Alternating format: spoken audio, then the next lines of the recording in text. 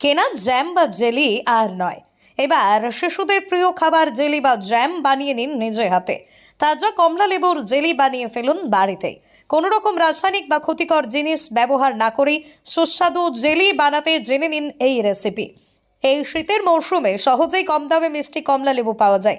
এবার জেলি তৈরির রেসিপি জানা থাকলেই পরিবারের ক্ষুদে সদস্যও খুশি। কমলা লেবু আর চিনি দিয়ে অল্প সময়েই তৈরি ফ্রেশ জেলি। একটু বেশি পরিমাণ জেলি তৈরি করে বেশ কিছুদিন রেখে খাওয়া যেতে পারে। রাতের ডিনারে হাতে করা রুটি বা ব্রেডে ব্রেকফাস্ট, অথবা ছোটদের স্কুলের টিফিনে পছন্দেরও বেশ মানানসই ঝামেলা ছাড়াই খাবার। ছোট থেকে বড় সবাই জ্যাম বা জেলি দিয়ে ব্রেড খেতে খুবই ভালোবাসে, বা ঘরোয়া রুটির সঙ্গে এই জ্যাম বা জেলি সবাই খুব ভালোই বাসে। আর এই জ্যাম বা জেলি প্রতিদিন দোকান থেকে কেনা সম্ভবও হয়ে ওঠে না, আর কিনলেও সেটাতে বিভিন্ন ক্ষতিকারক জিনিস মেশানো থাকে, যেটা খেলে শরীর স্বাস্থ্য ঠিক থাকে না। তাই আমরা ঘরে বানিয়ে ফেলতে পারি জ্যাম। কিন্তু এখন তো শীতের সময় কমলা লেবুও খুব কম দামে আমরা পেতে পারি। তাই আমরা আজকে কমলা লেবু দিয়ে জ্যাম বানিয়ে নেব।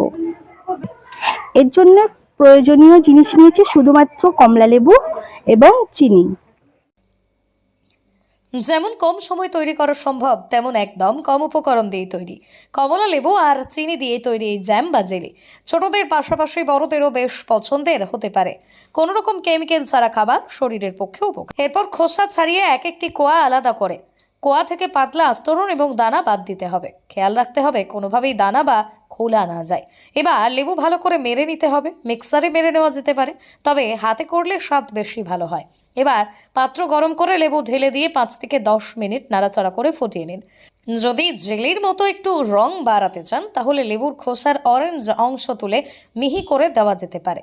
তবে অবশ্যই সতর্ক থাকবেন কোনোভাবে লেবুর খোসার সাদা অংশ না যায়, কারণ সাদা অংশ তেতো।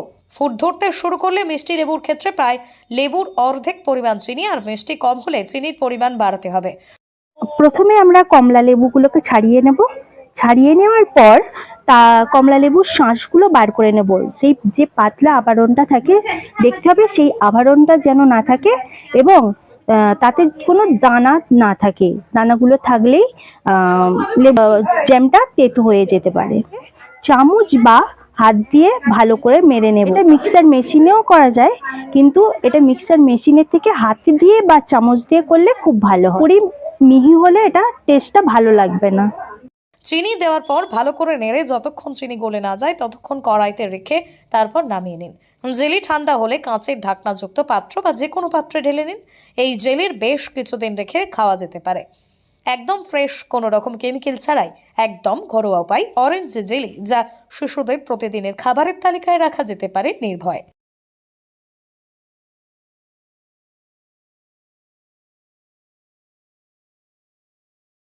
হাওড়া থেকে রাকেশ মাইতির রিপোর্ট, লোকাল 18 বাংলা।